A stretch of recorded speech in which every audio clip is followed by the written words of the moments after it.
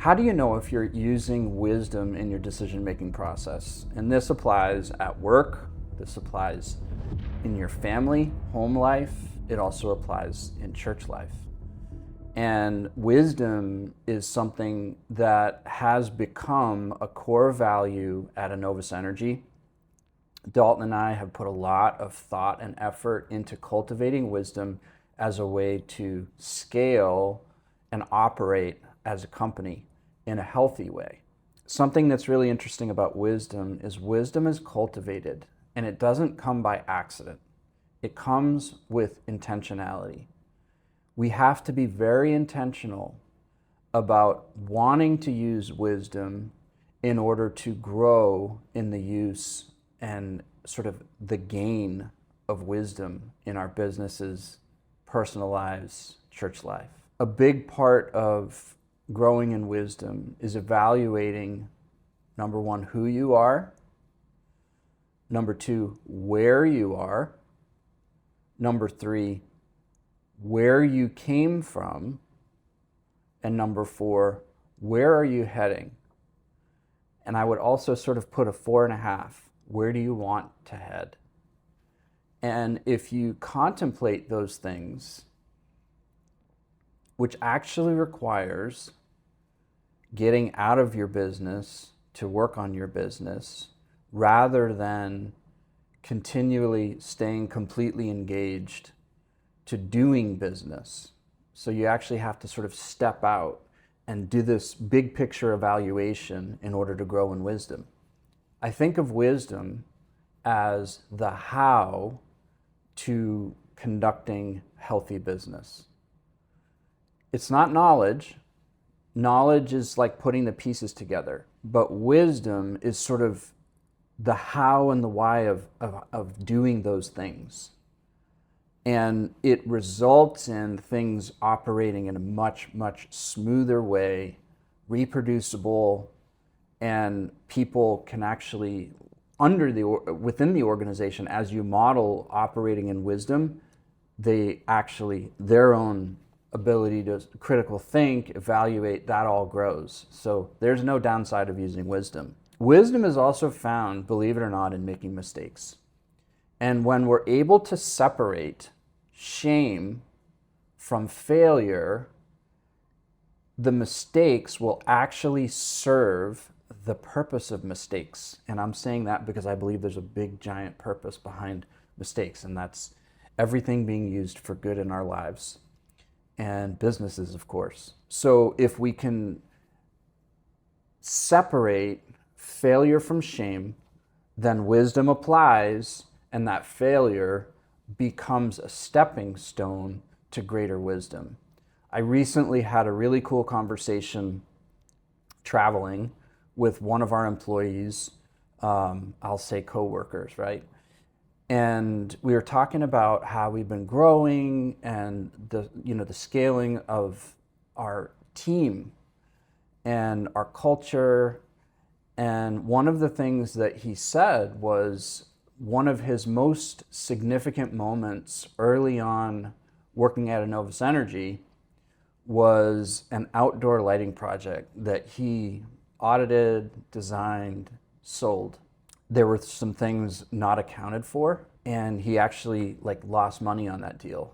And he was so upset when that happened, and he was dreading the phone call, right? Uh-oh, the phone call. So he got called by my business partner, Dalton, who's an amazing person.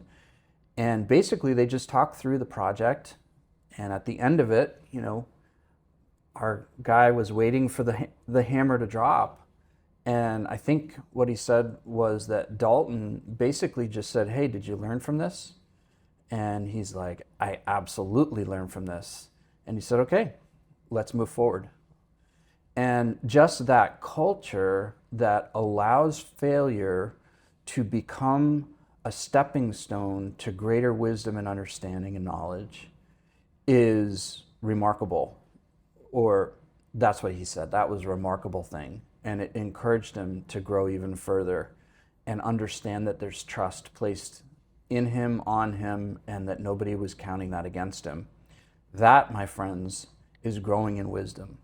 Have you faced things in your company as a leader where you've gotten behind people that have failed and propelled that into their future growth? Have you, as a leader in your business or perhaps church, not done that? And when mistakes happened, you got triggered and you responded to them, you reacted to them, and pain came from it. I know it's not black and white, but it's important to think about our responses as leaders. On the other side of that, have you experienced leadership in your life that has elevated you even though there was mistakes, in full knowledge that those mistakes were your stepping stones? Or have you been in places where, as an employee or perhaps member of a church, whatever, where you made a mistake and then you were called out for it and then you were shamed? And how did that make you feel? And that effect on you, did that turn into fear, where you're afraid and paralyzed because leadership in your organization promotes shame when mistakes happen? Mistakes will happen. So both Dalton and I have made plenty of mistakes, probably more on my side, over the years. But the key is not getting stuck in the shame of the mistake.